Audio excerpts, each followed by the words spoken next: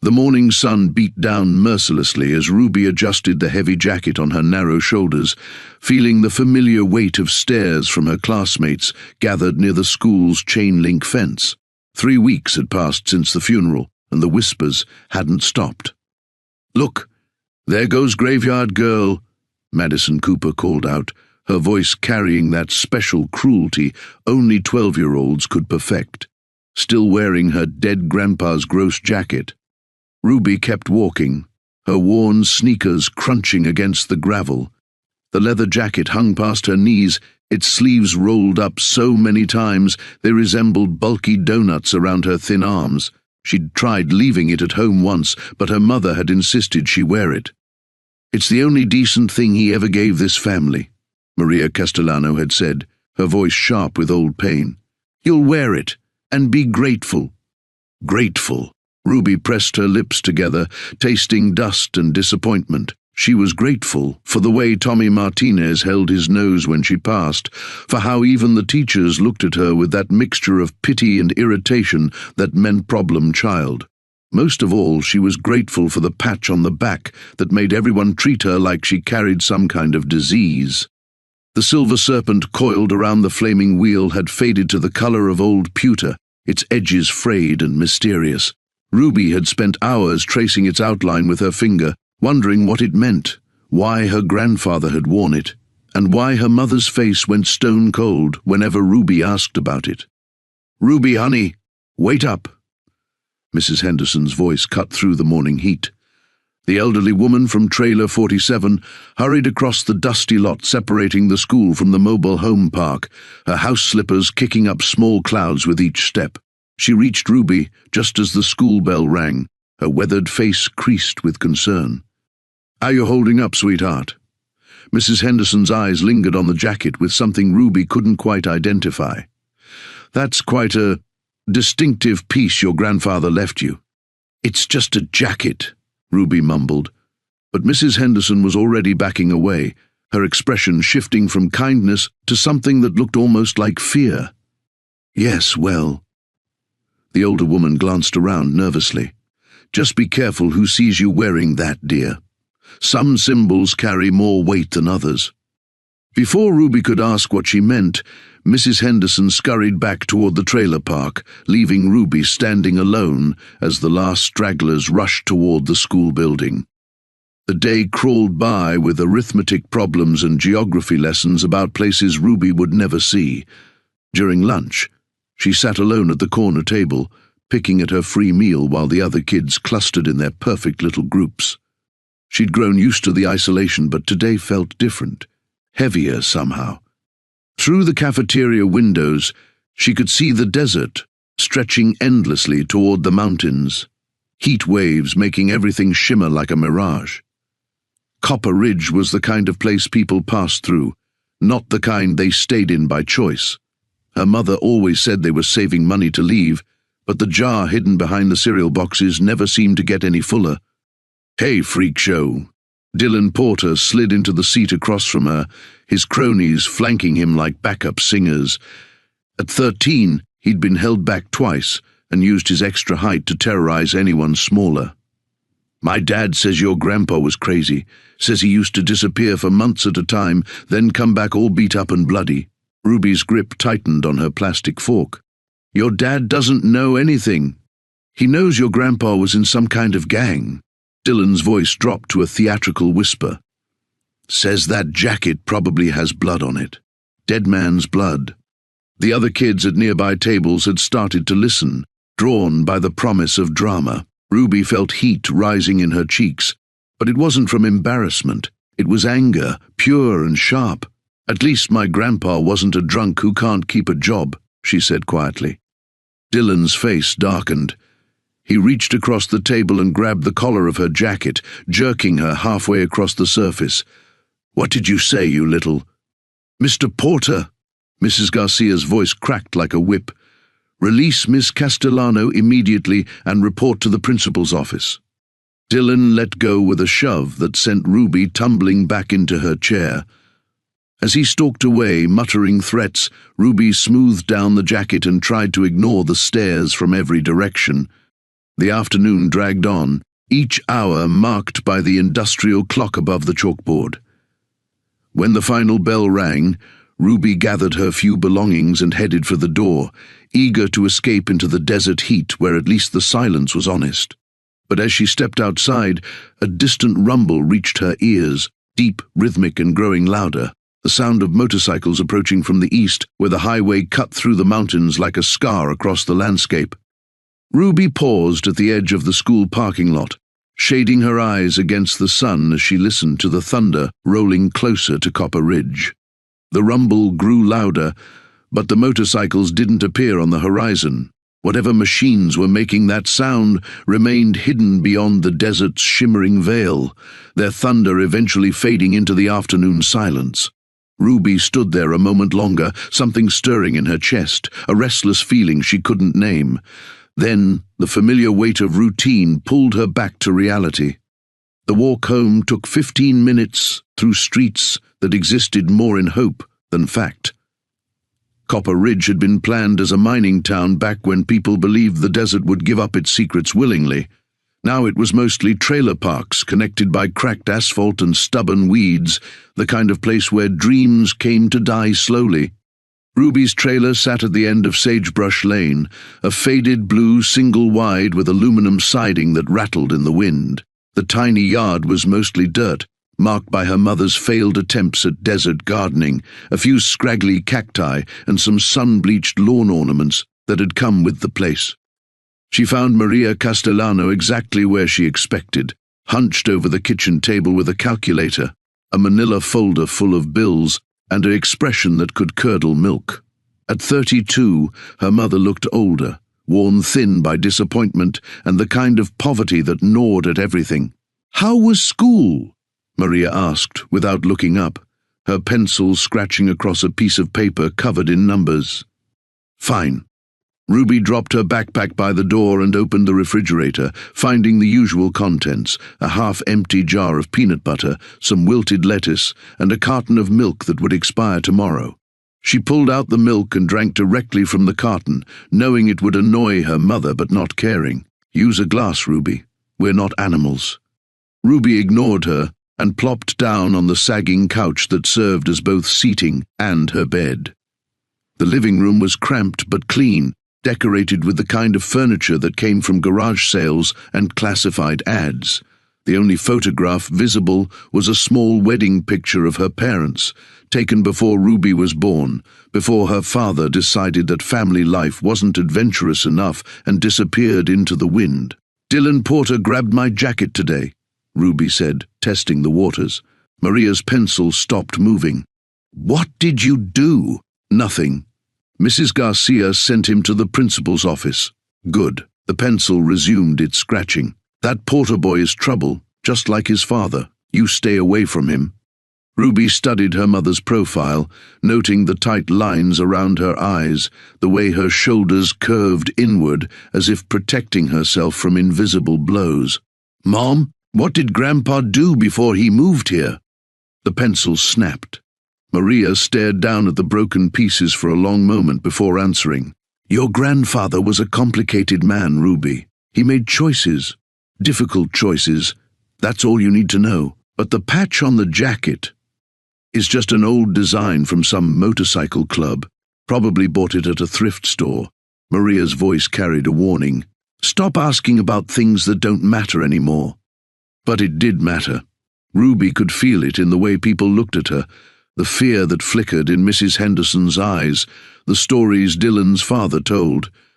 The jacket felt like a question she couldn't answer, a puzzle with half the pieces missing. Her mother returned to the bills, and Ruby slipped outside to her favorite spot, a flat rock behind the trailer where she could see the entire valley spread out below. The desert stretched endlessly in all directions, broken only by the highway that connected Copper Ridge to the rest of the world. Sometimes she'd sit here and count the cars that passed, imagining where they were going, what it would feel like to have somewhere else to be. The sun was beginning its descent toward the mountains when Ruby heard footsteps behind her. She turned to find Jamie Martinez, Tommy's older brother, approaching with his hands shoved deep in his pockets. At 16, Jamie was different from his younger sibling, quieter, more thoughtful, less inclined to follow the pack. "Hey," he said, settling onto the rock beside her. "Heard Dylan gave you trouble today." Ruby shrugged. "Nothing new." "Yeah, well, he's an idiot." Jamie was quiet for a moment, staring out at the desert. "That jacket you're wearing. My grandfather saw you in town last week, and he got real quiet afterward. Started talking about old times, people he used to know." "What kind of people?" "Riders. Men who lived by different rules." Jamie glanced at her sideways. "He said that patch means something important." Ruby's heart quickened. "What kind of something?" He wouldn't say. Just kept shaking his head and muttering about ghosts coming back to haunt the living. Jamie stood, brushing dust off his jeans. "Anyway, I thought you should know. Be careful, Ruby. Sometimes the past doesn't stay buried." He walked away, leaving Ruby alone with the gathering dusk and 1,000 new questions. In the distance, she thought she heard that rumble again, motorcycles somewhere beyond the horizon, heading her way. Ruby sat motionless on the rock as Jamie's footsteps faded into the desert silence. The rumble in the distance had grown clearer now, not her imagination, but the unmistakable thunder of multiple motorcycles approaching from the east. She pressed her palm against the faded patch on her back, feeling the raised edges of the embroidered serpent through the worn leather. Ghosts coming back to haunt the living. The sound grew louder, more distinct. Not just one or two bikes, but a convoy, engines synchronized in that deep rhythmic pulse that made the air itself vibrate. Ruby scrambled to her feet, shading her eyes against the setting sun as she scanned the horizon where the highway cut through the mountains. They appeared like a mirage at first, dark shapes wavering in the heat distortion. Then the image solidified into reality, a long line of motorcycles cresting the hill beyond town, their chrome catching the dying light like scattered stars. Even from this distance, Ruby could see they rode in formation, disciplined, purposeful, nothing like the weekend riders who occasionally passed through Copper Ridge on their way to Vegas. The lead bike was larger than the others, its rider broad-shouldered and commanding even at a distance. Behind him followed at least 20 others, maybe more, their engines creating a wall of sound that rolled across the desert like approaching thunder. As they descended toward town, Ruby noticed something else. Every bike flew colors, patches and banners that snapped in the wind, though she was too far away to make out the details. Her heart hammered against her ribs. This was what she'd been hearing all day, that distant rumble that seemed to call to something deep in her chest. Now they were here, and every instinct told her it wasn't coincidence. Ruby ran toward the trailer, her sneakers sliding in the loose dirt. She burst through the screen door to find her mother still hunched over the bills, but the woman's head was raised, listening. The sound of the motorcycles was impossible to ignore now, a rolling thunder that seemed to shake the trailer's thin walls. "Mom," Ruby's voice came out breathless. "There's a motorcycle club coming into town. A big one." Maria's face went white. She stood so quickly, her chair toppled backward, papers scattering across the linoleum floor. "How many?" 20, maybe more. "They're on the highway now." Her mother's hands shook as she moved to the window, pulling the curtain aside just enough to peer out. The sound of engines filled the air, closer now, and Ruby could hear them downshifting as they approached the town limits. "Take off the jacket," Maria whispered, her voice tight with panic. "What?"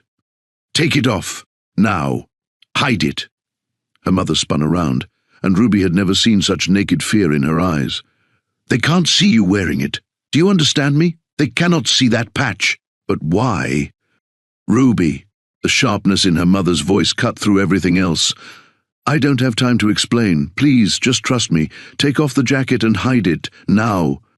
The rumble of engines was deafening now, and Ruby could hear them turning off the highway, heading into the heart of Copper Ridge. Through the thin trailer walls came the sound of townspeople stepping out onto porches, voices calling questions, screen doors slamming. Ruby's hands moved to the jacket's zipper, but something made her hesitate. This morning, she'd been nothing but a poor girl in a dead man's clothes. Now her mother was terrified. Jamie's grandfather was talking about ghosts, and a motorcycle club was rolling into their forgotten desert town like an army. "Ruby, please." Tears had started in her mother's eyes. "You don't understand what that symbol means, what it could bring down on us." "Then tell me." Ruby's voice surprised her with its steadiness. "Tell me what Grandpa really was. Tell me why everyone's so afraid." Outside, the engines began shutting down one by one, the thunder fading to an ominous quiet broken only by distant voices and the tick of cooling metal. Ruby moved to the window and peered through a gap in the curtains. The motorcycles had arranged themselves in a perfect line along Main Street, their riders dismounting with military precision. They wore leather jackets decorated with patches, their colors bold and unmistakable even in the dying light. The man who'd led them stood apart from the others, tall, graying with the kind of presence that commanded attention without demanding it. As Ruby watched, the man turned slowly, scanning the trailer park with deliberate intent. Even from a distance, she could feel the weight of his gaze, the sense that he was looking for something specific. Looking for someone.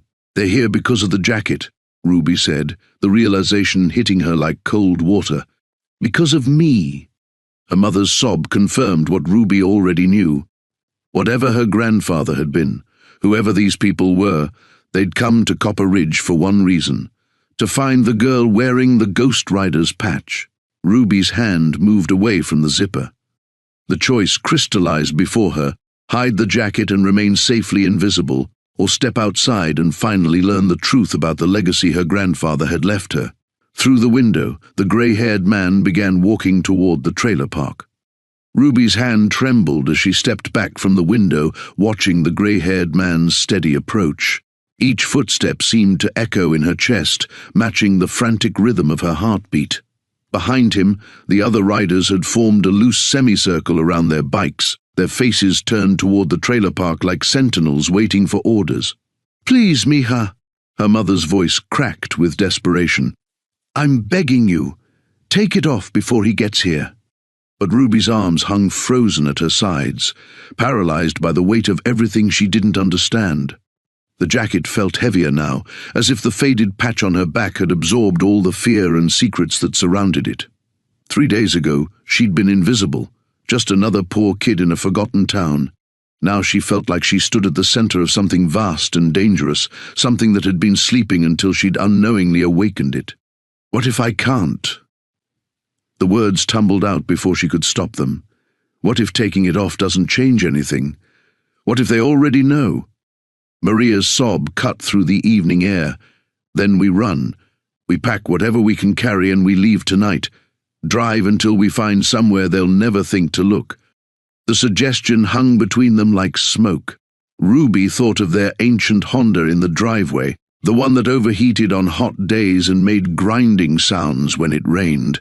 Thought of the empty gas tank and the $23 in her mother's purse. All that stood between them and destitution. Running meant abandoning everything: the trailer, her school, the familiar desert that had been her entire world. "Where would we go?" Ruby whispered. "We don't have money for gas, let alone—" "I'll figure it out." But even as her mother spoke, Ruby could hear the hollow certainty in her voice. They both knew the truth. They were trapped by poverty as surely as if they were chained to this place. Running was a fantasy for people who had choices. Through the window, Ruby watched the man pause at the edge of their lot. He stood perfectly still, his gaze sweeping across the trailer's faded blue siding, taking in the broken lawn ornaments and the rusty mailbox that tilted at an odd angle.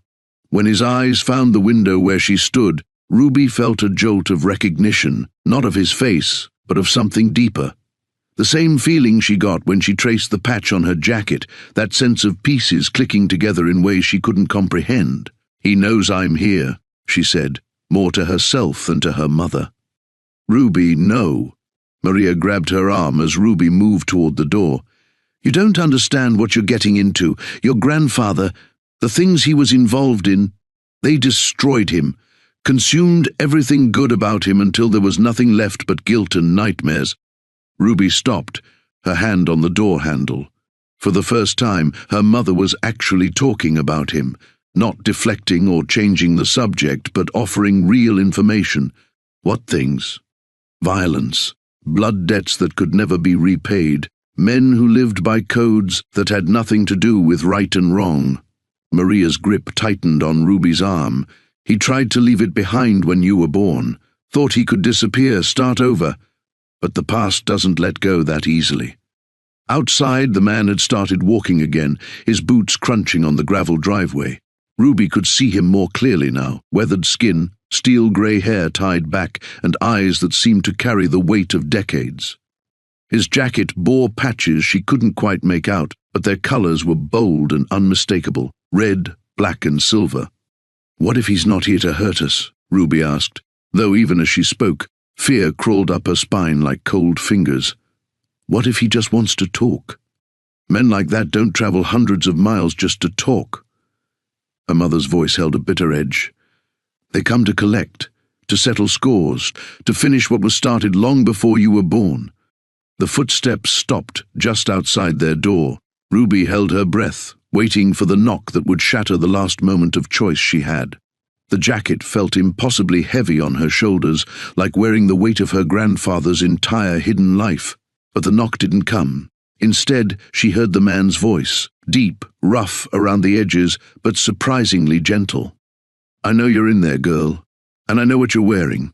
A pause, long enough for Ruby's heart to skip several beats.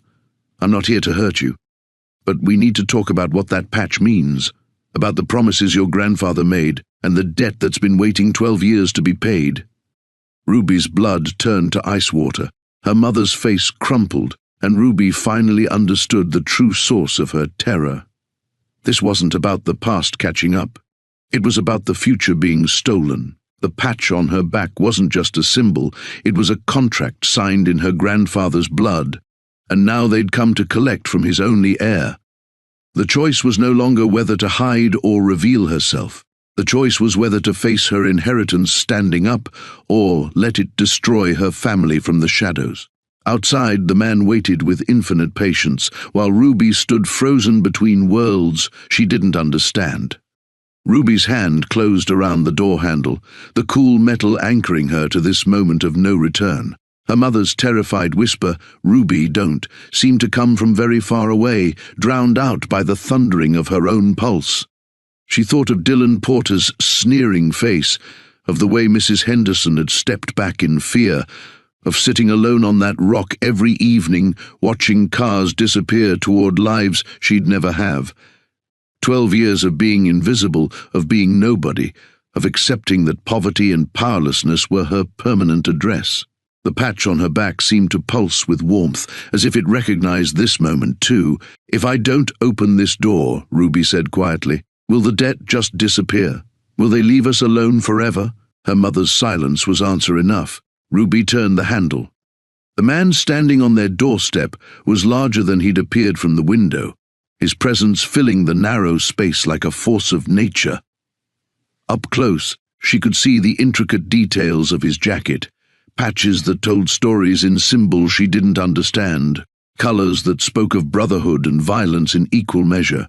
His eyes were pale blue, startling against his weathered skin, and they held a mixture of sorrow and recognition that made Ruby's chest tighten.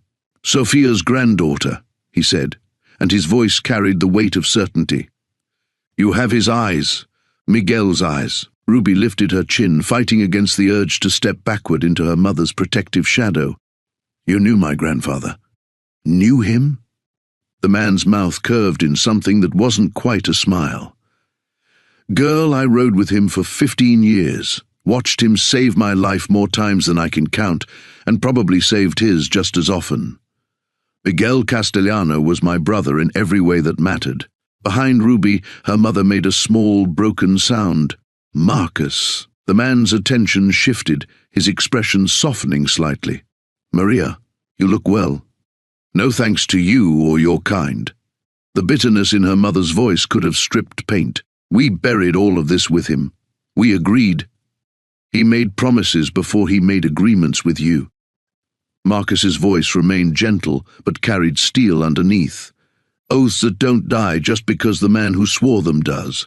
His eyes returned to Ruby. May I come in? This isn't a conversation for doorsteps. Ruby stepped aside before her mother could protest. She watched Marcus scan their cramped living room, taking in the thrift store furniture and the bills scattered across the kitchen table. If he judged their poverty, his face didn't show it. You're wondering why we're here, Marcus said, settling his considerable frame carefully onto the edge of their couch.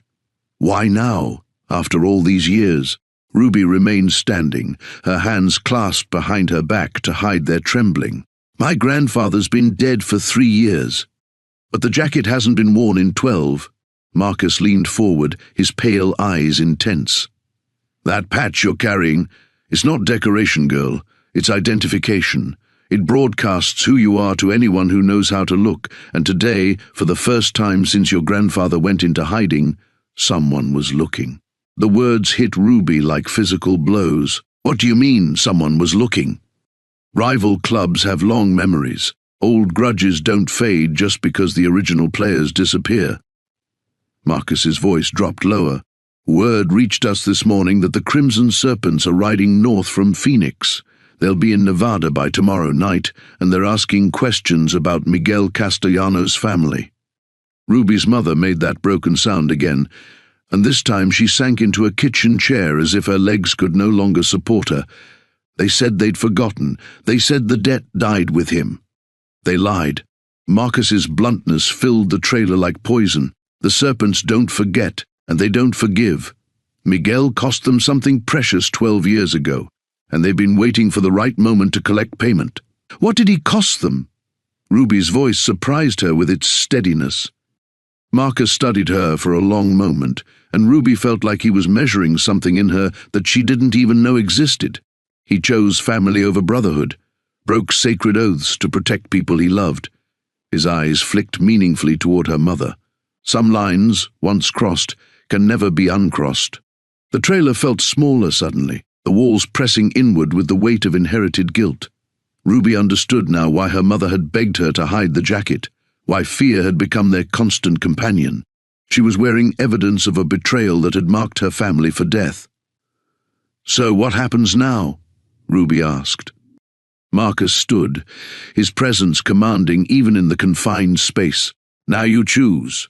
You can run, take off that jacket, disappear into whatever anonymity you can find, and hope they never track you down. He paused, his pale eyes holding hers. Or you can come with me tonight, learn what that patch really means, understand the power your grandfather died protecting. Ruby felt the world tilt around her, everything familiar. Her mother's fear, their cramped trailer, the safe invisibility of poverty, suddenly felt like a prison she could either accept or shatter. Outside, 20 motorcycles waited in the desert darkness, their engines cooling into silence. The threshold lay open before her, and Ruby stepped across. Ruby's acceptance hung in the air like a challenge thrown down, and Marcus nodded as if he'd expected nothing less. Get whatever you need. We leave in 5 minutes. Ruby, no. Her mother's voice cracked with desperation. You don't understand what you're agreeing to. These people, this world, it swallows everything it touches. But Ruby was already moving toward her bedroom, driven by something deeper than logic. Behind her, she heard Marcus speaking in low, urgent tones to her mother, words like protection and blood debt drifting through the thin walls. She grabbed her backpack, dumping out school books that suddenly seemed like relics from another life. A change of clothes, her grandfather's letter, still unread, and the $23 from her mother's emergency jar. When she emerged, Marcus was alone in the living room, her mother nowhere to be seen. She's hiding, Marcus said without looking up from studying a family photo on the side table. Can't say I blame her. She's seen what this world costs. Where are we going? Ruby adjusted the backpack's straps, hyper-aware of how the jacket's weight distributed across her shoulders. Somewhere you can learn the rules before you break them. Marcus headed for the door, then paused. Fair warning. Tonight's going to change everything about how you see yourself. Once you know what that patch represents, you can't unknow it. Outside, the desert air hit Ruby's face like a physical presence, carrying the scent of sage and motor oil. The Crimson Devils, Marcus's crew, waited in perfect formation along the street, their bikes gleaming under the streetlights like sleeping predators.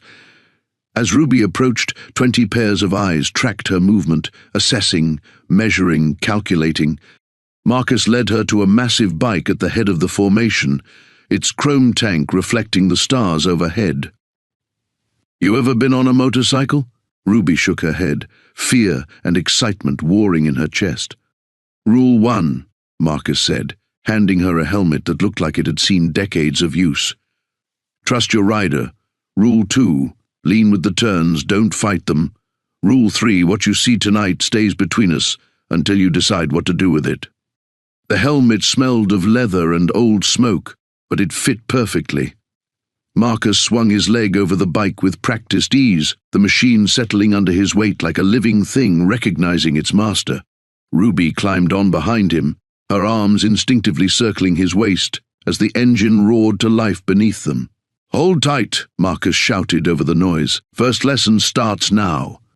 The bike lurched forward, and Ruby's world exploded into sensation, wind whipping at her jacket, the ground blurring past in a ribbon of asphalt, the desert opening around them like a vast cathedral of stars and silence. Behind them, 19 other engines roared in perfect synchronization, their headlights cutting through the darkness like a river of light. They rode for what felt like hours but was probably only minutes, leaving the scattered lights of Copper Ridge far behind. Eventually Marcus downshifted, turning off the highway onto a dirt road Ruby had never noticed before.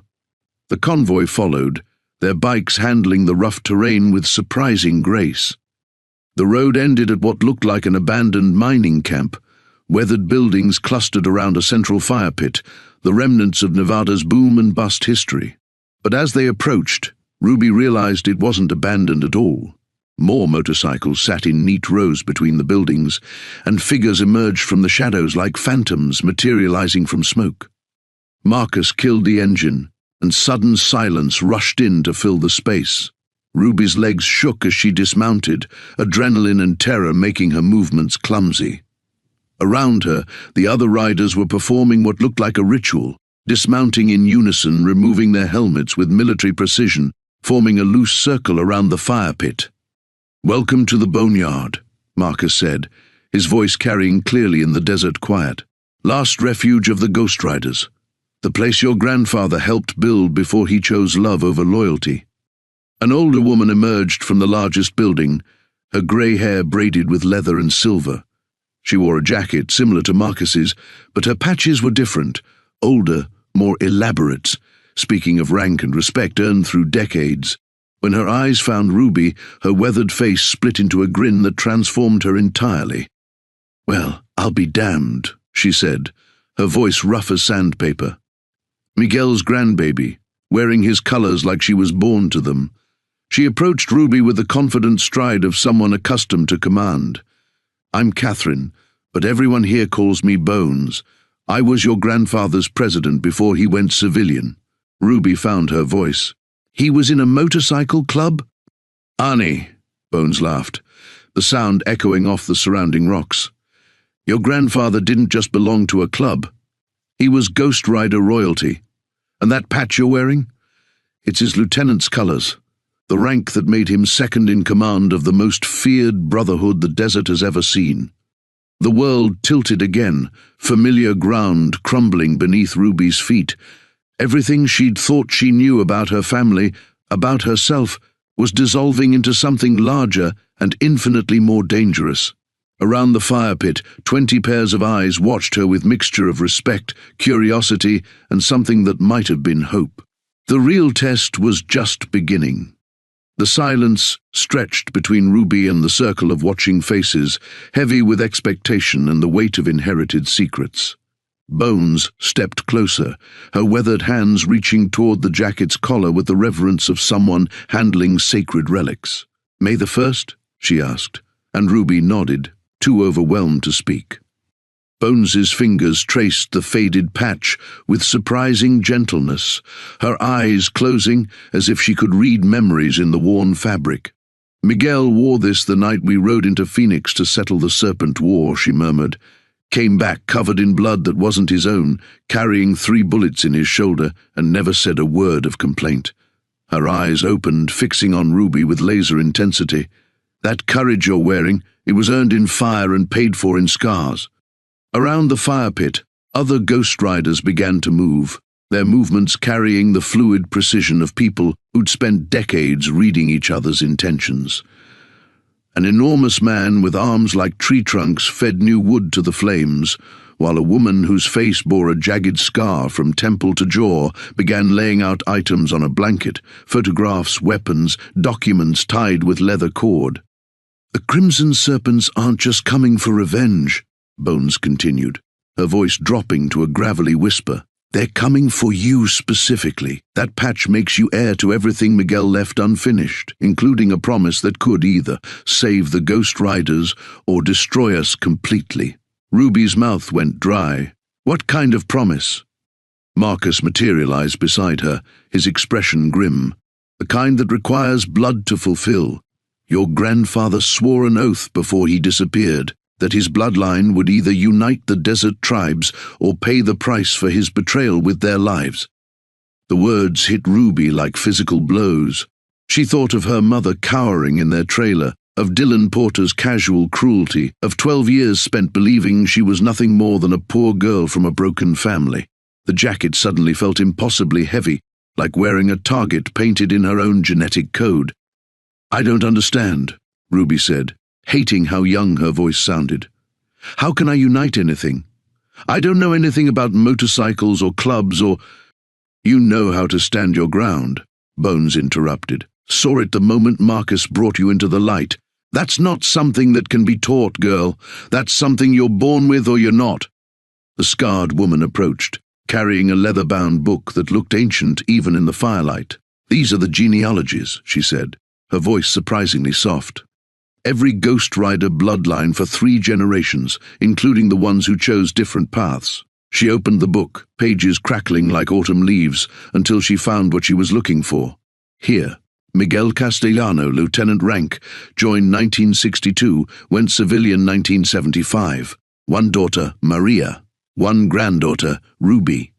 Ruby stared at her name written in faded ink, proof that she'd existed in this world long before she'd known it existed. Below her name, someone had drawn a small symbol, the same design as the patch on her back. "The ritual has to be completed," Marcus said quietly. "Tomorrow night, when the serpents arrive, you either claim your inheritance formally or renounce it forever. There's no middle ground with blood oaths." "What does claiming it mean?" Ruby asked, though part of her already knew the answer would terrify her. Bones exchanged a look with Marcus that carried the weight of shared history. "It means you become what your grandfather was, a war chief with the authority to speak for every Ghost Rider in the Southwest. It means taking responsibility for decisions that could get people killed." She paused, her eyes never leaving Ruby's face. "It also means the power to end conflicts that have been bleeding these deserts dry for 20 years. The fire crackled between them, sparks rising toward stars that suddenly seemed impossibly distant. Ruby felt the eyes of 20 Ghost Riders watching her, measuring her, waiting for her to prove herself worthy of the legacy she'd never asked for. The patch on her back burned like a brand, marking her as something she didn't yet understand. "What if I'm not strong enough?" The words escaped before Ruby could stop them, naked honesty in a place where weakness could be fatal. "Then you'll die trying," Bones said matter-of-factly. "But your grandfather didn't raise cowards, even from a distance. That jacket found its way to you for a reason, girl. Question is whether you've got the spine to find out what that reason is." Around the fire, the Ghost Riders began to settle into positions that spoke of old habit, some maintaining watch positions, others checking weapons with practiced efficiency. The desert night pressed against their circle of light, full of unseen threats and approaching thunder.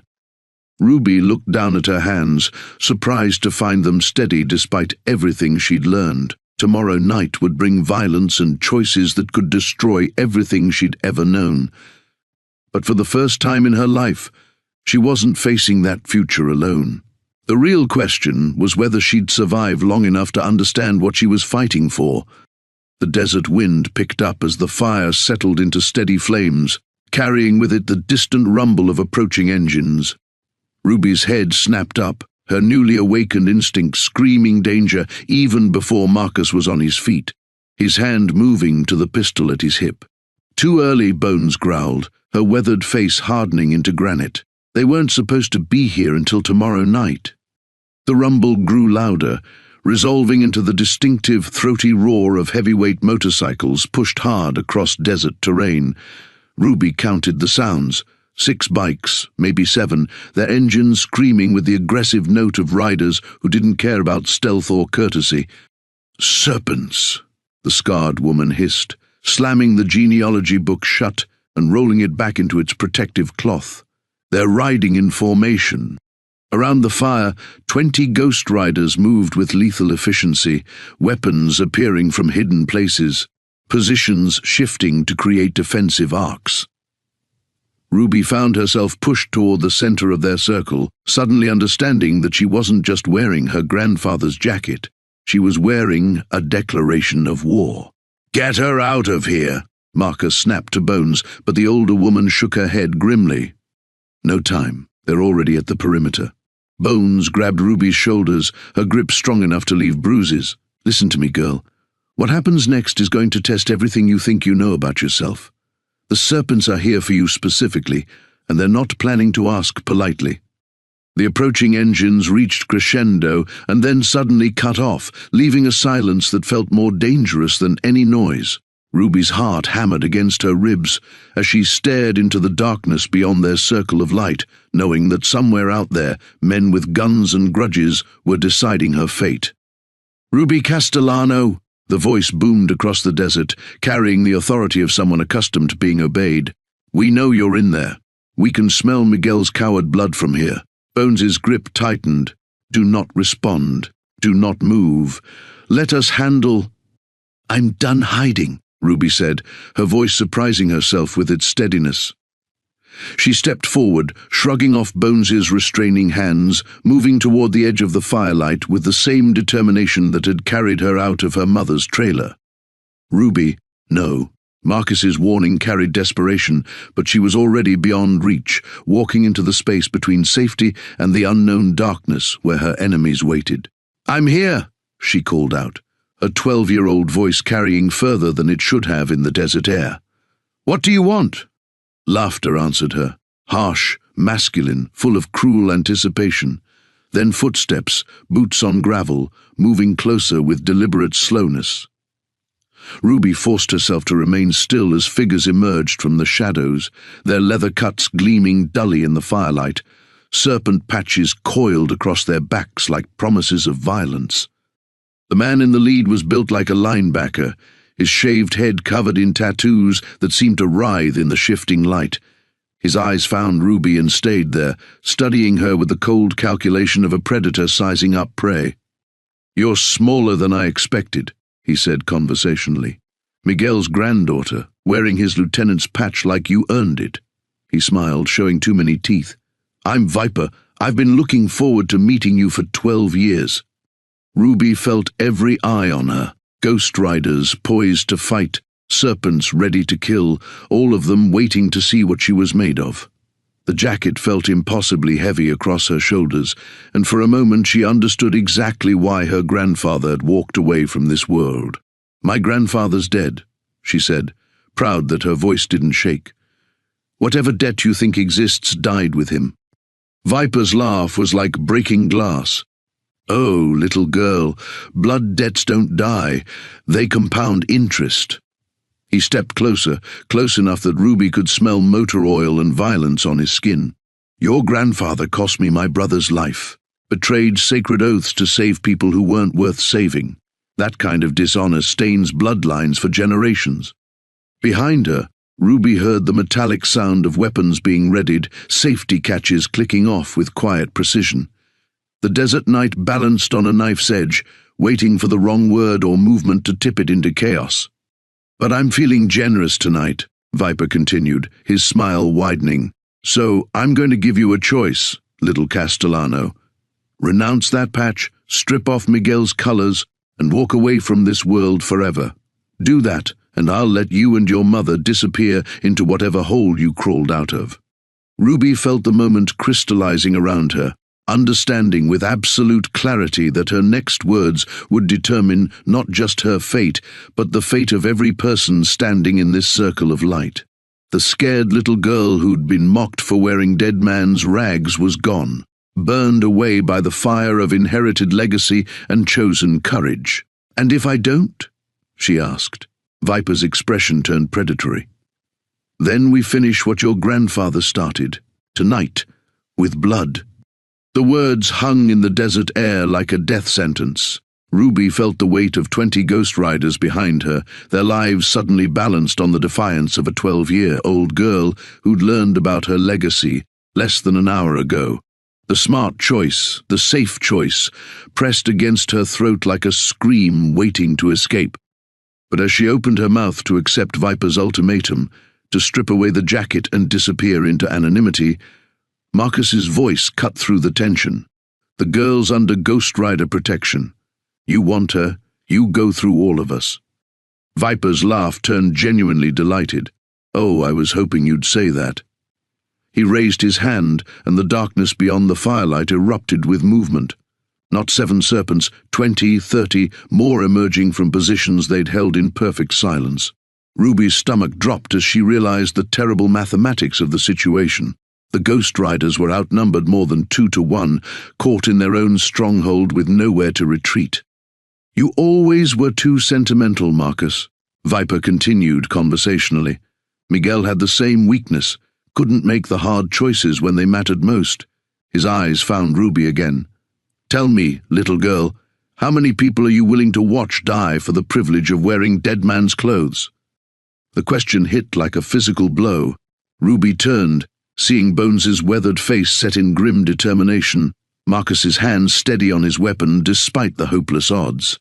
The scarred woman clutched the genealogy book against her chest like a shield, while others spread into defensive positions that everyone knew wouldn't be enough. 10 seconds, Viper announced, checking his watch with theatrical precision. "Then my boys start collecting the debt your grandfather left unpaid. 10, 9... Ruby's hands shook as she reached for the jacket's zipper. She couldn't be responsible for this slaughter, couldn't let people die for a legacy she'd never asked for, never wanted, never understood until tonight. 8, 7... "Ruby, don't." Bones's voice carried decades of command, but also something that might have been pleading. "Your grandfather died believing his bloodline would finish what he started. Don't let that sacrifice mean nothing. 6, 5... The jacket's leather whispered against itself as Ruby's fingers found the zipper pull.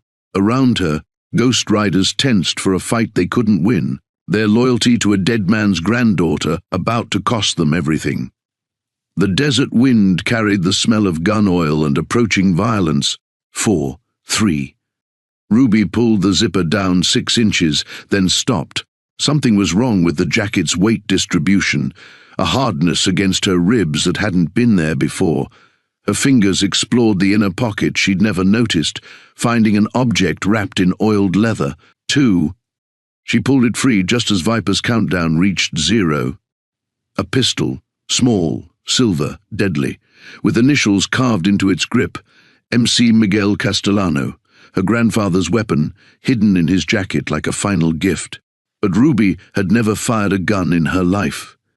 "Time's up," Viper announced, his smile widening as he saw her fumbling with the unfamiliar weapon. "Looks like Miguel's bloodline ends with..." The first shot came from the darkness beyond the serpent's positions, a muzzle flash that lit up the desert for a split second. One of Viper's men spun and fell, blood spreading across the sand. Then another shot, and another, as Ghost Riders who'd been positioned as outer security opened fire from concealment. But there weren't enough of them. For every serpent who fell, 2 more opened fire on the camp, forcing the Ghost Riders to take cover behind inadequate shelter. Ruby dropped to her knees as bullets whined overhead, the pistols slipping from her untrained fingers to land in the sand. Marcus threw himself across the fire pit, tackling Ruby and rolling them both behind a stack of rusted mining equipment. "Stay down!" he shouted over the gunfire, but his voice was already growing weak. Dark stains spread across his shirt, 2 wounds, maybe 3, bleeding faster than the desert could absorb. "Marcus!" Ruby pressed her hands against the wounds, feeling his life leak between her fingers. Around them, the battle was turning into a rout. Ghost Riders fell one by one, their defensive positions overrun by superior numbers and firepower. Bones made it 3 steps toward their position before a burst of automatic gunfire cut her down. The genealogy book tumbled from her lifeless hands, its pages scattering in the wind like fallen leaves, carrying 3 generations of Ghost Rider history into the darkness. The shooting stopped as suddenly as it had begun. Ruby found herself alone, with Marcus's labored breathing and the approaching footsteps of serpents closing in for the kill. The jacket that had once seemed like armor now felt like a burial shroud, soaked in the blood of people who'd died believing she was worth saving. Viper's shadow fell across them both, his weapon pointed casually at Ruby's head. "Disappointing," he said conversationally. "I expected more fight from Miguel's granddaughter, but I suppose cowardice runs in your family after all."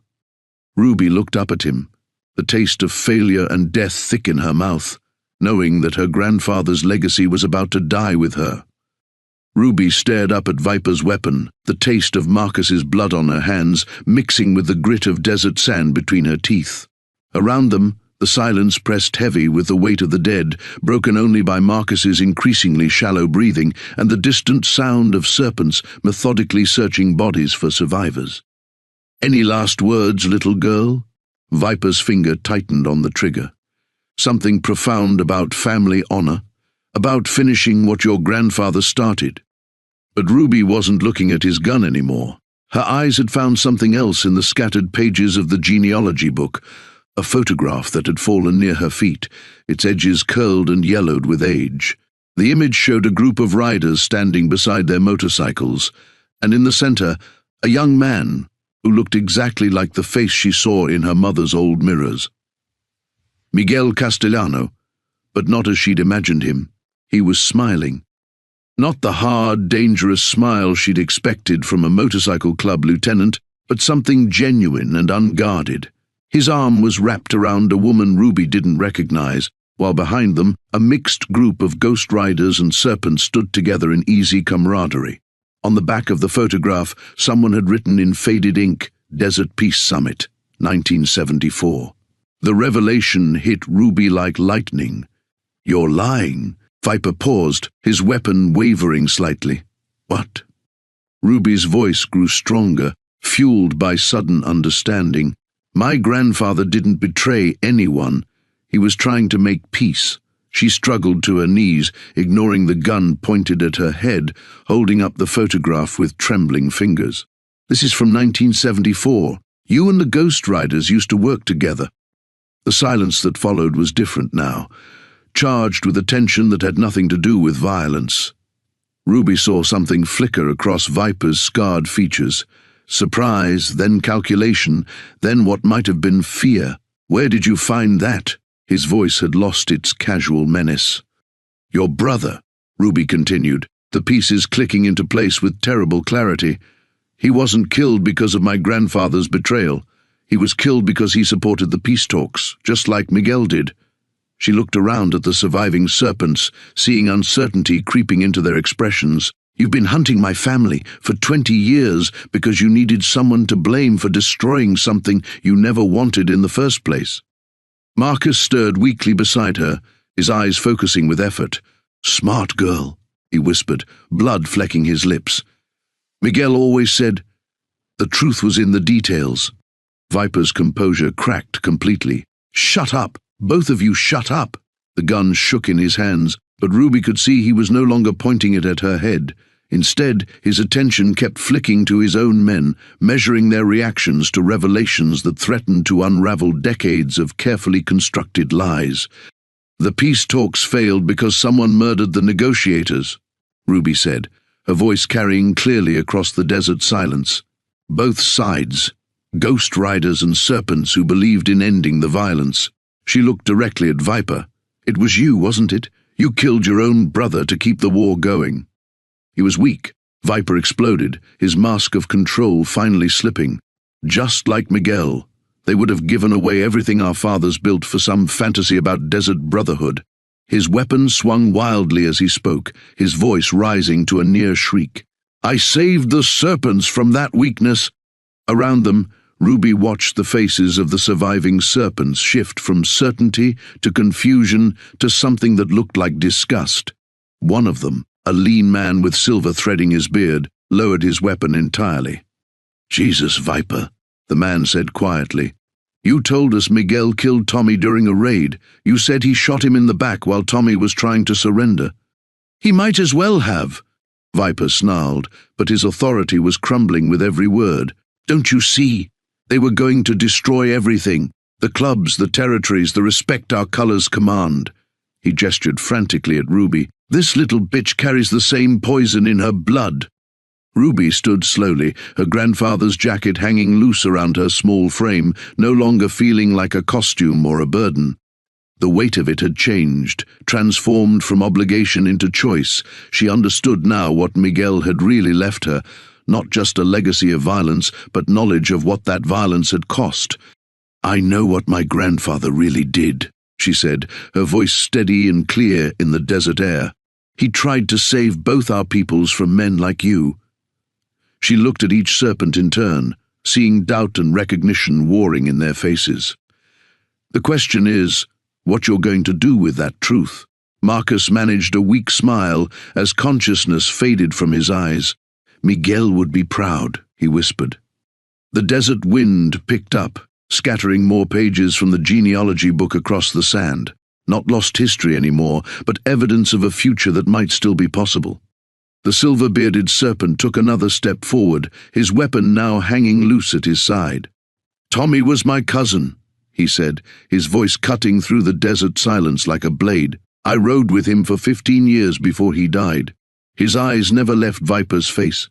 "You looked me in the eye at his funeral and swore on his grave that Miguel Castellano pulled the trigger." Ruby watched the moment unfold, feeling something shift in the air around them. A crack in the foundation of lies that had built 20 years of bloodshed. Other serpents were murmuring among themselves, weapons lowering as doubt spread through their ranks like wildfire. "Eddie, don't let her poison you," Viper warned, but his authority was hemorrhaging with every word. "She's just a kid parroting stories she doesn't understand." Eddie picked up another scattered photograph, this one showing Tommy and Miguel sharing a beer beside their motorcycles, both men laughing at some forgotten joke. "Then explain this, Viper. Explain why my dead cousin looks so friendly with the man who supposedly murdered him." Ruby felt Marcus's hand squeeze her ankle weakly. A warning or encouragement, she couldn't tell. His breathing had grown so shallow it barely stirred the sand beside his lips. Around them, the surviving Ghost Riders remained motionless, understanding that this moment balanced on the edge of either salvation or complete annihilation. "Those pictures prove nothing," Viper snarled, but sweat beaded on his forehead despite the desert's cooling air. "People change. Alliances shift. Miguel chose his side when he what?" Ruby interrupted, surprising herself with the steel in her voice. "When he tried to stop you from murdering peacemakers? When he chose building something over destroying everything?" She pulled the jacket tighter around her shoulders, feeling the weight of her grandfather's pistol still tucked in its inner pocket. "You've spent 20 years hunting my family because you were afraid the truth would come out." Eddie dropped the photograph and stepped toward Viper with deadly intent. "You lying piece of shit. You killed Tommy yourself, didn't you? Killed him and blamed it on the Ghost Riders to keep the war going." The accusation hung in the air like a death sentence. Ruby watched Viper's face cycle through rage, fear, and desperate calculation before settling on something that chilled her blood. The cold resolve of a man with nothing left to lose. "So what if I did?" Viper's voice dropped to a whisper that somehow carried to every corner of the desert clearing. Tommy was weak. Miguel was weak. The whole peace process was weakness that would have destroyed everything we built.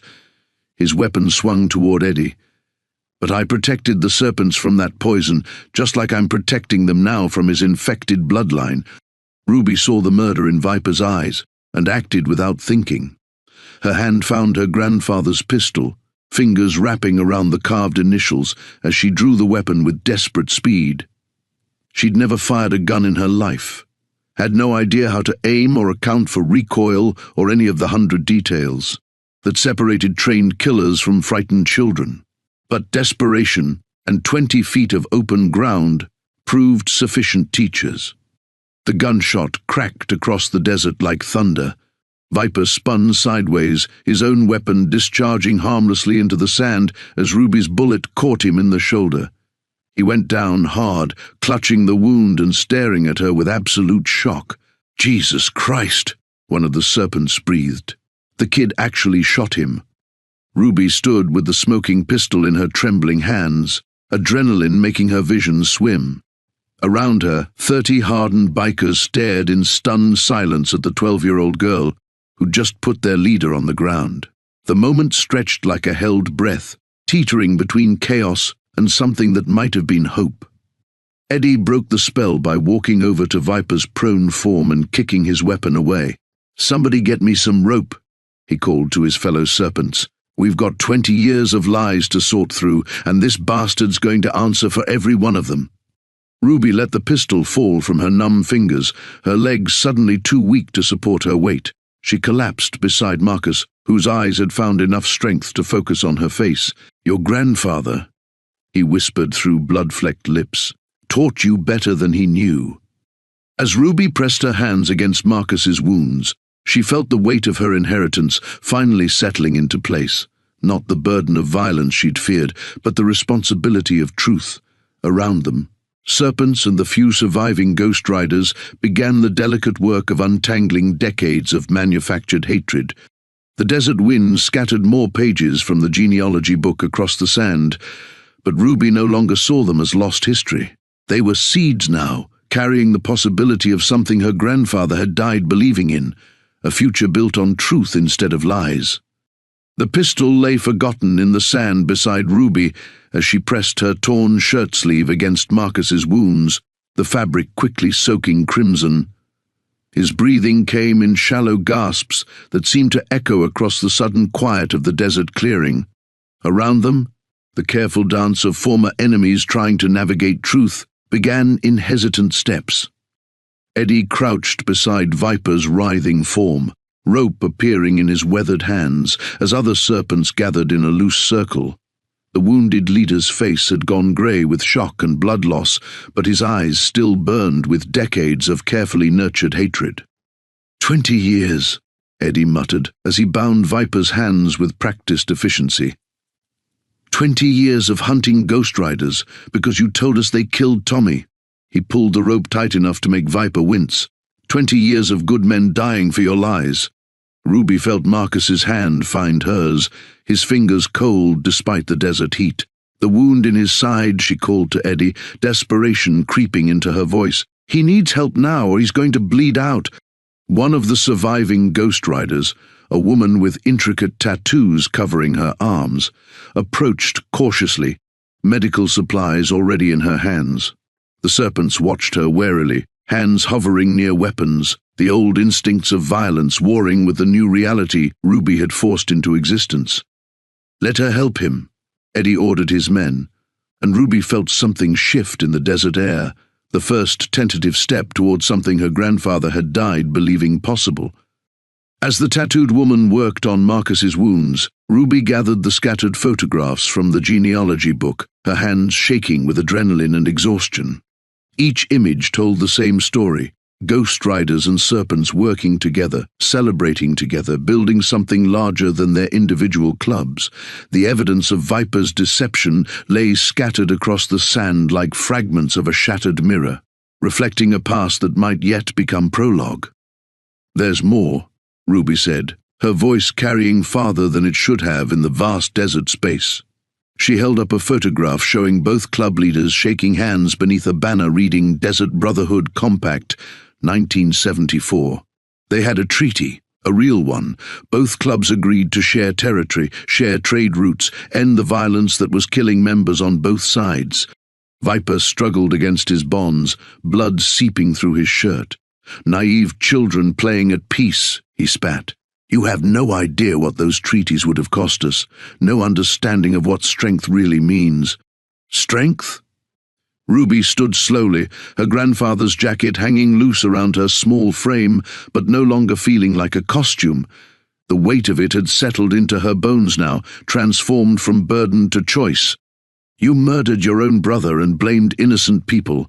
You've spent 2 decades feeding on hate because you were too weak to try building something better. The accusation hit like a physical blow. Several serpents exchanged glances that spoke of growing doubt, of loyalties strained past their breaking point. Ruby could see the calculations happening behind their eyes. How many friends had died for Viper's lies, how many enemies they'd made who might have been allies. Marcus's breathing steadied slightly as the Ghost Rider woman finished her field dressing. "Ruby," he whispered, his voice stronger than it had been moments before. "Your grandfather left more than just the jacket. There's a safety deposit box in Copper Ridge. Keys sewn into the jacket's lining." His eyes found hers with urgent intensity. Documentation, proof of everything Viper destroyed. The revelation sent ripples through both groups. Ruby's fingers explored the jacket's hem until she found the small hardness Marcus had described, a key wrapped in the same oiled leather that had protected her grandfather's pistol.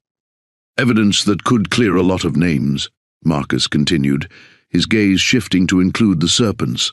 "Documentation of who really killed the peacemakers, who really sabotaged the Brotherhood compact."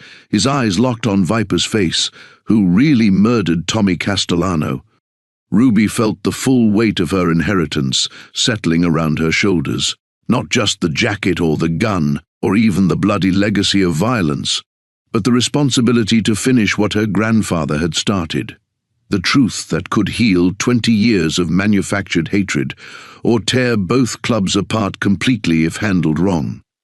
The desert wind picked up, scattering more pages from the genealogy book across the sand, but Ruby no longer tried to catch them. She understood now that the real history wasn't written on paper. It was being written in this moment, in the choices that would determine whether her grandfather's sacrifice meant something or nothing. Around her, Ghost Riders and serpents watched and waited, their futures balanced on the edge of a 12-year-old girl's decision. The final confrontation wasn't coming, it was here, demanding that she choose between the safety of silence and the dangerous necessity of truth. Ruby pulled the jacket tighter and stepped forward. Her grandfather's legacy no longer a weight to bear, but a weapon to wield. Ruby stepped into the center of the circle, the key clutched in her small fist like a talisman. 30 pairs of eyes tracked her movement, hardened men and women who had spent decades learning to read violence in every gesture, every breath. But what they saw in the 12-year-old girl wearing a dead man's jacket defied their experience. "My grandfather wrote everything down," Ruby said, her voice carrying the weight of absolute conviction. Names, dates, witnesses. He knew someone was sabotaging the peace talks, so he documented everything. She held up the key, its metal surface catching the desert light. "This opens a safety deposit box at First National in Copper Ridge. Everything you need to know about who really destroyed the Brotherhood compact is waiting there." Viper's face had gone ashen. Whether from blood loss or the implications of Ruby's words, she couldn't tell. "You're bluffing," he rasped, but the desperation in his voice suggested otherwise. Miguel was muscle, not a strategist. He wouldn't have thought to— "He was smarter than you gave him credit for," Ruby interrupted, feeling strength flow through her like electricity. Smart enough to know that someone in his own organization was feeding information to the enemy. Smart enough to document meetings that never happened, witnesses who disappeared, evidence that got conveniently lost. She looked at each serpent in turn, watching understanding dawn on their faces. Smart enough to know that someday someone would need proof of what really happened. Eddie hauled Viper to his feet with unnecessary roughness. "Is that why you were so eager to hunt down his family?" "Not revenge," Covering your tracks?" The wounded leader swayed dangerously, his bound hands making balance impossible. "You think you understand what happened? You think some dead man's paranoid fantasies change anything?" His voice rose to a near shriek. "I saved the serpents from weakness. I kept us strong when everyone else wanted to surrender our birthright for some fantasy about brotherhood. By murdering your own blood," the tattooed Ghost Rider woman said quietly, her hands still bloody from treating Marcus's wounds. "By feeding 20 years of hate with lies and manipulation." Ruby felt the moment teetering on a knife's edge. Around her, both clubs were fragmenting along lines of loyalty and doubt, old certainties crumbling under the weight of unwanted truth. She could see weapons shifting, hands moving toward triggers, the delicate peace she'd created threatening to explode into the kind of violence that had defined the desert for 2 decades. "There's another way," she said, stepping closer to Viper until she stood close enough to see the fear hiding behind his rage. "The documentation in that safety deposit box doesn't just prove what you did, it shows what my grandfather was really trying to build." She looked around the circle, meeting every gaze with steady determination, a way for both clubs to honor their dead without adding to the body count. Marcus struggled to sit up, the Ghost Rider woman supporting his weight. "The Brotherhood compact," he said, his voice growing stronger. "Miguel never gave up on it. Even after the murders, even when everyone else accepted that peace was impossible." His eyes found Ruby's face. He believed that someday the truth would matter more than vengeance. "Pretty words," Viper spat, but Ruby could hear his authority continuing to hemorrhage. "But you're all fools if you think that box contains anything but an old man's delusions." Ruby pulled her grandfather's jacket tighter around her shoulders, feeling the weight of his legacy settling into her bones. "Then prove it," she said, her voice ringing with challenge. "Come with us to Copper Ridge. Let everyone see what Miguel Castellano really left behind." She looked at Eddie, then at the Ghost Rider woman, seeing calculation replacing hostility in their expressions. Let the evidence speak for itself. The silence stretched like a held breath. In the distance, Ruby could hear the rumble of engines as more motorcycles approached, reinforcements for one side or the other, drawn by gunshots and radio chatter. Whatever decision was made in the next few moments would determine whether those approaching riders found a massacre or something unprecedented in the desert's bloody history. Eddie broke the silence by cutting Viper's bonds with a single knife stroke. "You want to see this documentation? Fine, but you're riding with us, not leading us." He gestured to 2 other serpents. "Keep him upright and breathing until we reach town." Ruby felt something shift in the desert air, not peace exactly, but the possibility of something better than endless war. Around her, Ghost Riders and serpents began the careful process of choosing cooperation over annihilation, their movements still wary but no longer actively hostile. As they prepared to leave the clearing, Ruby knelt beside the scattered pages of the genealogy book one final time. But instead of trying to gather them, she selected just one photograph. The image of her grandfather smiling beside Tommy Castellano, 2 young men who had believed in building something worth inheriting. The final test wasn't over, it was just beginning. The caravan of motorcycles that rolled into Copper Ridge looked like something from an apocalyptic fever dream. Serpents and Ghost Riders riding together for the first time in 20 years, their engines creating a thunder that rattled every window on Main Street. Ruby sat behind Eddie on his massive Harley, her grandfather's jacket streaming behind her like a battle flag, the safety deposit box key burning hot in her clenched fist.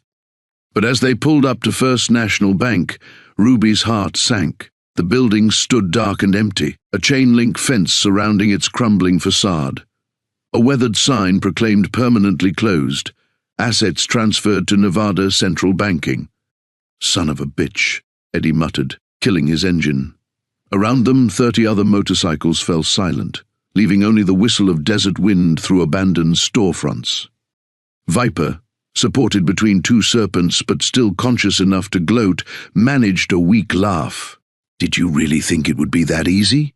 That your grandfather's paranoid fantasies would survive 20 years of reality?" Ruby slid off the motorcycle, staring at the barred doors that held whatever remained of her grandfather's truth. The weight of 30 hostile stares pressed against her back, men and women who had risked everything on her promise of evidence, of answers, of some way to honor their dead without adding to the body count.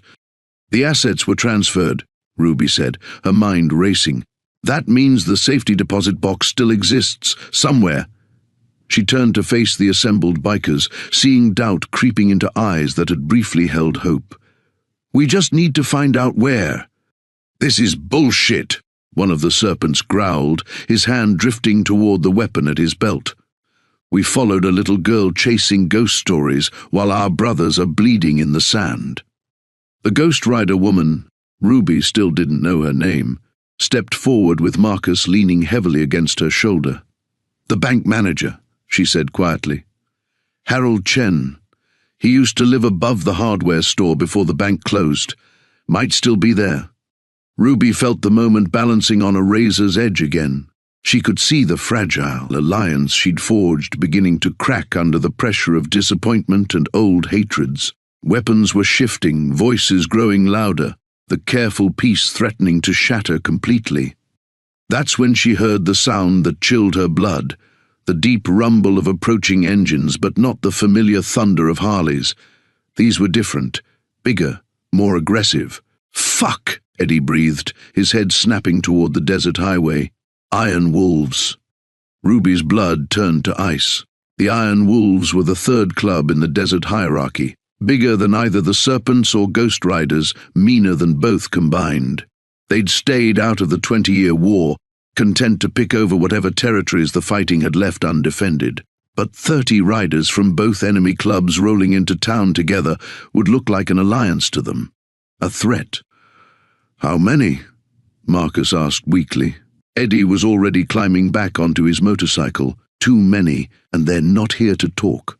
Ruby felt her grandfather's legacy collapsing around her. After everything, the revelations, the truths unveiled, the fragile hope of peace, it would all end in the same violence that had defined the desert for 2 decades.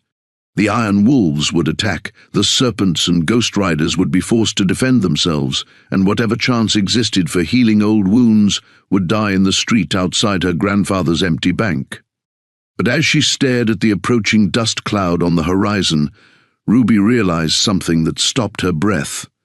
This wasn't the end of her grandfather's plan. This was exactly what he'd prepared for. The Iron Wolves weren't just a threat, they were the real test. Everything that had happened in the desert, all the revelations about Viper's betrayal, the fragile alliance between former enemies, it had all been leading to this moment. Her grandfather had known that true peace couldn't be built on shared enemies, but it could be forged by facing a common threat together. Ruby pulled the jacket tighter around her shoulders and stepped into the space between the Serpents and Ghost Riders. "He knew," she said, her voice cutting through the growing rumble of engines. "My grandfather knew this would happen. That's why he documented everything, why he left the key, why he made sure I'd bring you all together." She looked at Eddie, then at the Ghost Rider woman, seeing understanding begin to dawn on their faces. "The Iron Wolves have been waiting for us to destroy each other for 20 years. But what if we didn't?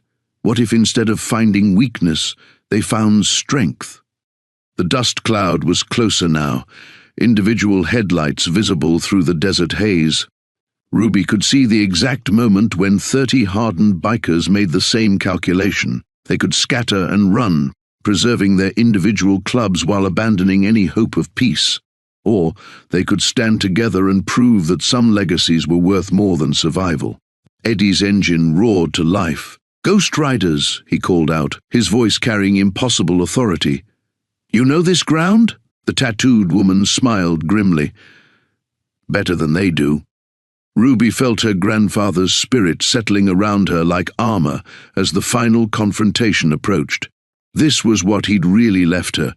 Not just the truth about the past, but the tools to forge a different future. The Iron Wolves thought they were riding toward easy prey. They were about to discover how wrong dead men could be. The Iron Wolves roared into Copper Ridge like a plague of locusts, their chrome and steel gleaming with predatory intent. Ruby counted at least 40 motorcycles, more than she'd feared, enough to crush the fragile alliance she'd spent everything to build.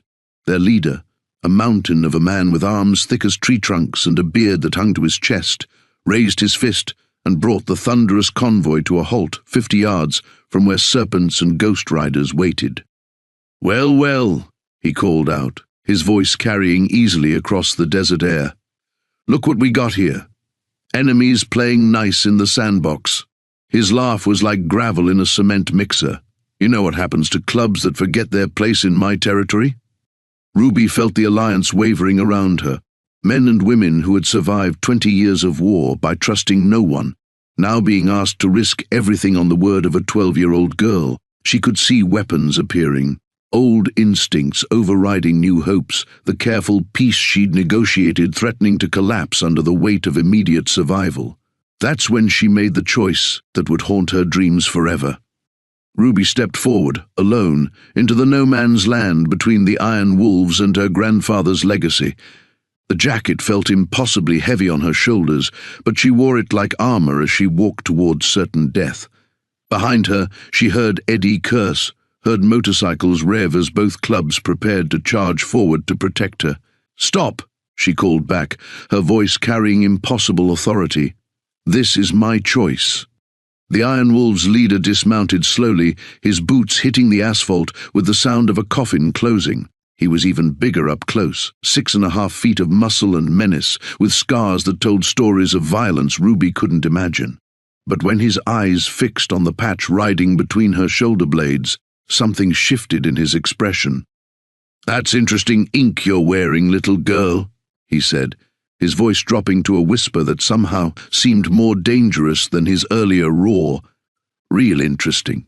Ruby felt her grandfather's presence settling around her like a shield. "You know what it means." "Course I do. Question is, do you?" The giant circled her slowly, his footsteps echoing off the empty storefronts.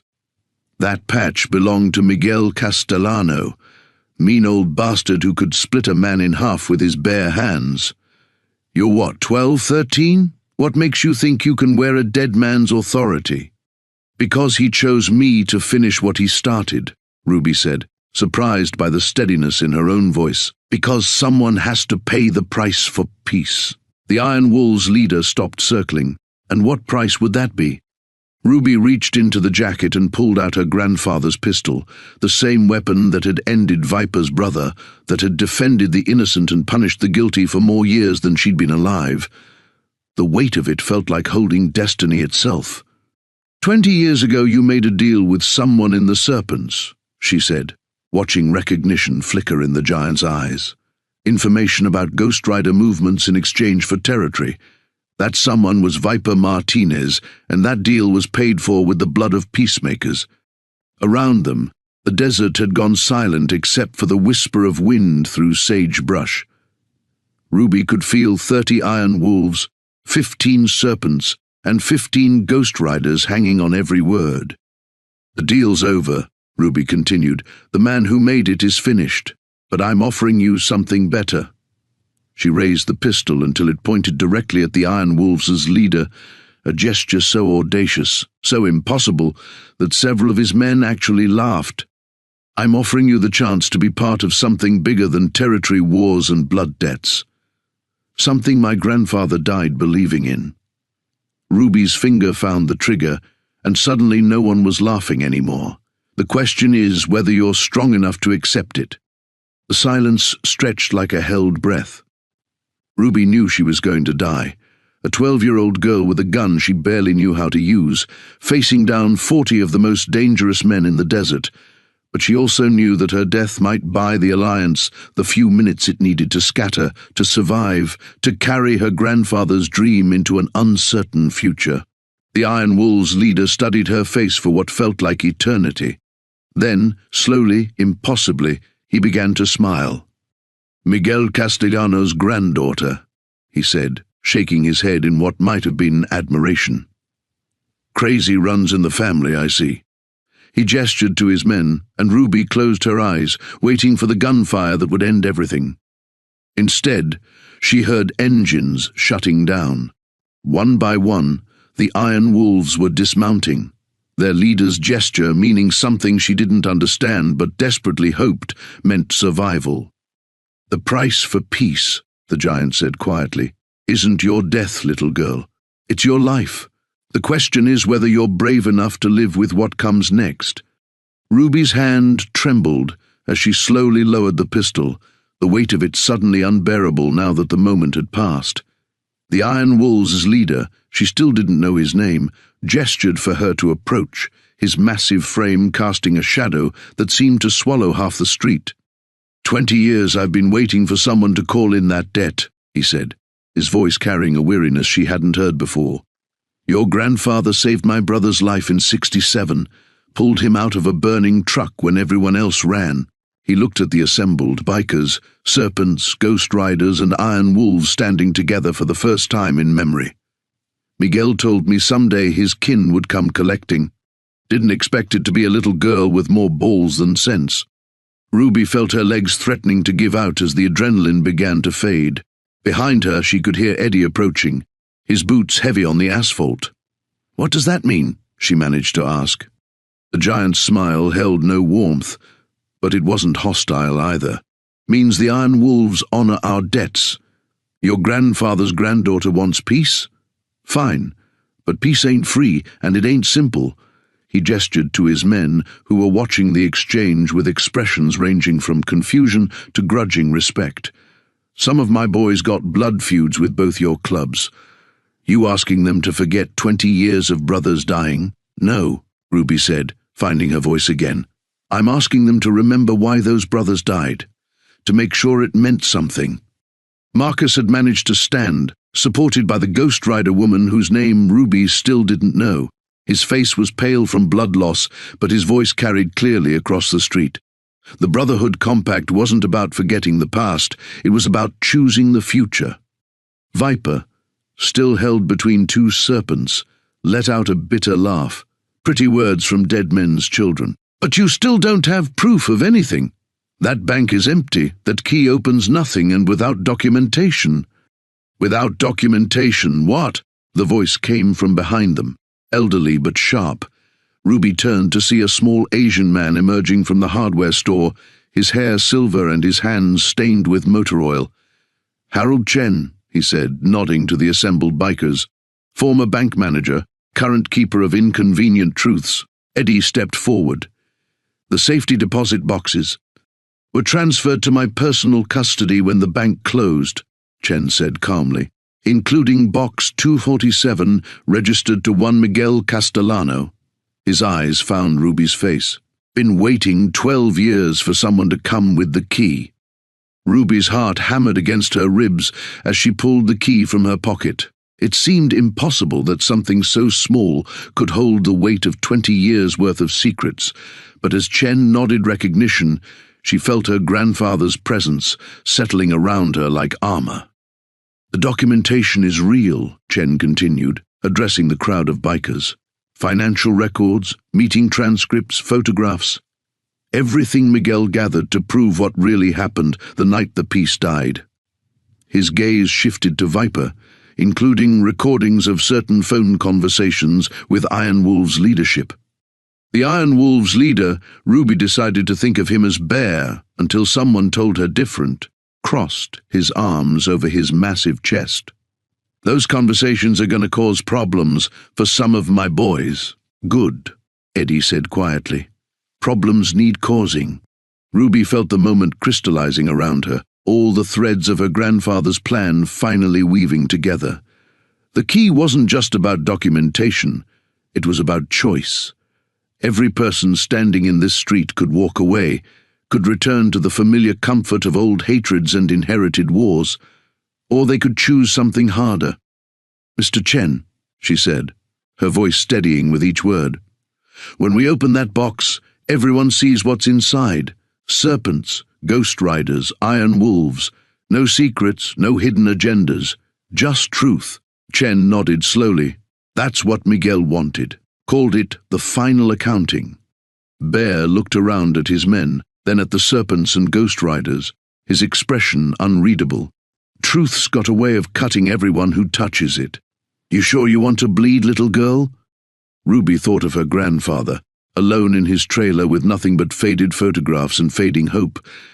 She thought of all the funerals that had followed his death, all the children who had grown up without fathers because peace seemed impossible. She thought of her own future, whether she wanted to inherit war or build something better. I'm sure, she said, and meant it. As they walked toward the hardware store, Ruby felt the weight of 30 years settling across her shoulders. The real work was just beginning, healing wounds, building trust, creating something worth passing down to the next generation. But for the first time since inheriting her grandfather's jacket, she believed it might actually be possible. The key turned easily in Chen's lock, and the past finally began to surrender its secrets to the future. The contents of the safety deposit box spilled across Harold Chen's workbench like artifacts from an archaeological dig. Photographs, documents, cassette tapes, and handwritten notes. 30 years of Miguel Castellano's careful documentation of betrayal and hope. Ruby watched as hardened bikers leaned in to examine evidence that would reshape everything they thought they knew about the war that had defined their lives. Jesus Christ, Bear whispered, holding up a photograph of himself shaking hands with Viper outside a roadhouse in 1967. I remember this meeting. Thought we were negotiating territory boundaries. His finger traced the image's edge. Miguel was there, watching, recording. Eddie picked up a cassette tape labeled Fifth Them, October 15th, 1968, and looked at Chen questioningly. The old man nodded toward a dusty radio on his shelf. Static filled the air, then cleared to reveal voices from the past, Viper's voice, younger but unmistakable, arranging the ambush that would shatter the Brotherhood compact forever. Ruby felt something shift inside her chest as the truth finally emerged from shadows. This wasn't just vindication of her grandfather's paranoia, it was proof that peace had been possible once, had been real, had been murdered by greed and ambition rather than dying from natural causes. How long have you known? The unnamed Ghost Rider woman asked Viper, her voice deadly quiet. Viper's defiance had crumbled completely. I was protecting my club, he said weakly. The Ghost Riders were getting too powerful, making demands. You sold out the peace for territory, Marcus interrupted, his words sharp despite his weakness. How many of our brothers died because of your deal? Bear set down the photograph and straightened to his full, intimidating height. How many of mine? His voice carried the promise of violence. 20 years my boys have been dying in a war that should have ended before it started. Ruby watched the rage building around her and felt the moment threatening to spiral back into the same cycle of vengeance that had poisoned the desert for 2 decades. Her grandfather's evidence had proven the truth, but truth alone wouldn't heal the wounds. It might just give people new reasons to bleed. Stop, she said, stepping between Bear and Viper. This is exactly what he was afraid of. She gestured to the documents scattered across the bench. My grandfather didn't gather this evidence for revenge. He gathered it for choice. Eddie looked at her with something like pride. What kind of choice, Ruby? She thought of the girl who had inherited this jacket 3 days ago, angry, poor, friendless, wearing her grandfather's legacy like a costume that didn't fit. That girl seemed like a stranger now. The weight of the patch between her shoulder blades no longer felt like a burden. It felt like responsibility she had grown into. We can use this evidence to punish everyone who contributed to the war, Ruby said, her voice carrying across the cramped workshop. Track down every collaborator, settle every blood debt, make sure everyone pays for what they've done. That's one choice. She picked up her grandfather's final letter, the one he'd never sent to any of the club leaders, the one that had waited 12 years in a safety deposit box for his granddaughter to find.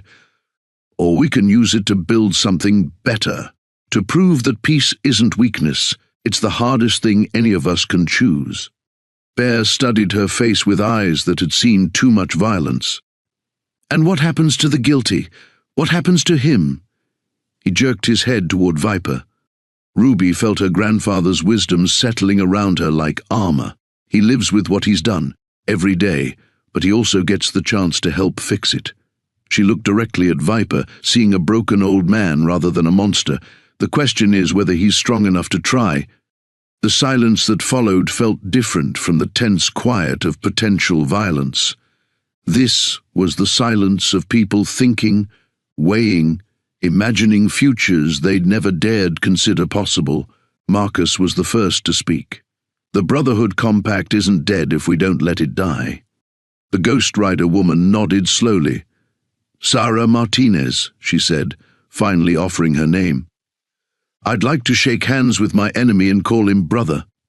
Eddie stepped forward, his jacket patch catching the afternoon light. Serpents support the peace, all of it. The real thing this time. Bear looked around at his men, reading expressions Ruby couldn't interpret. Finally, he extended one massive hand toward Eddie, then Marcus, then Sarah. Iron Wolves honor our debts, to Miguel Castellano, to his granddaughter, and to the peace she's buying with her courage. As Ruby watched the handshakes that would end 20 years of war, she felt her grandfather's presence one final time, not as weight on her shoulders, but as wind at her back, pushing her toward whatever came next. The little girl who had inherited a dead man's jacket was gone forever. The young woman who would help forge a new legacy had finally come home. 6 months later, Ruby Castellano stood in the parking lot of Copper Ridge Elementary, watching her classmates pile into school buses with the same mixture of excitement and dread that marked the end of any school year. The jacket hung looser on her frame now. She'd grown 3 inches since that scorching afternoon when handshakes had ended a war, but the patch between her shoulder blades still drew stares from teachers and students alike. The difference was that now she met those stares with steady eyes instead of defiant anger. "Ruby!" Tommy Hernandez called from the steps of Bus 7, waving a folded paper. "You sure you don't want to come to my pool party? My mom said she'd make those tamales you like." She smiled and shook her head. "Thanks, but I've got plans.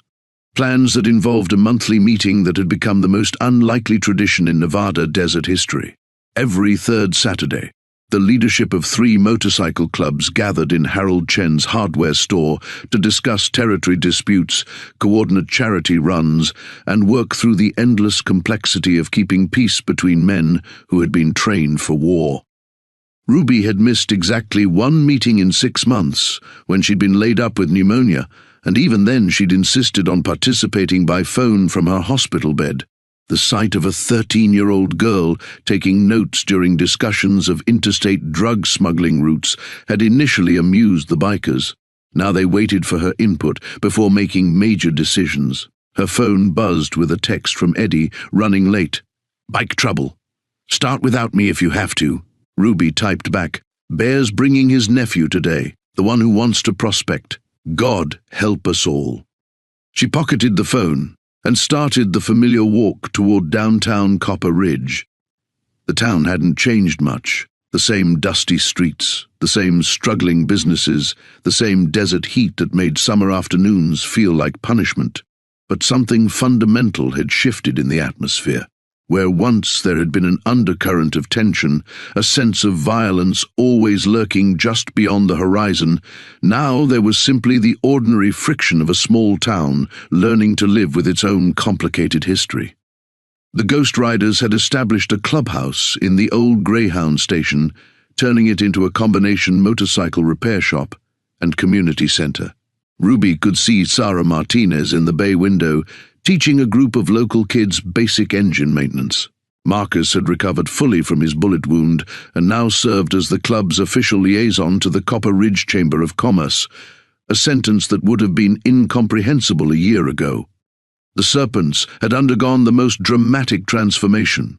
Viper's removal from leadership had been swift and unanimous, accomplished without violence but with the kind of finality that left no room for appeal. He now worked at Chen's hardware store, stocking shelves and mixing paint with the quiet concentration of a man grateful for the chance to perform simple, honest labor. Eddie had stepped into the president's role with a combination of authority and humility that reminded Ruby of her grandfather's stories about the original Brotherhood compact. As she approached the hardware store, Ruby could see the familiar collection of motorcycles parked outside. Iron wolves, serpents, and ghost riders side by side, their chrome gleaming in the afternoon sun. The sight still gave her a small thrill of accomplishment, though she'd learned to temper pride with realism. Peace was a daily choice, not a permanent achievement, and every meeting brought new challenges that tested the bonds forged in Harold Chen's workshop. The bell above the door chimed as Ruby entered, and conversation paused while everyone acknowledged her arrival.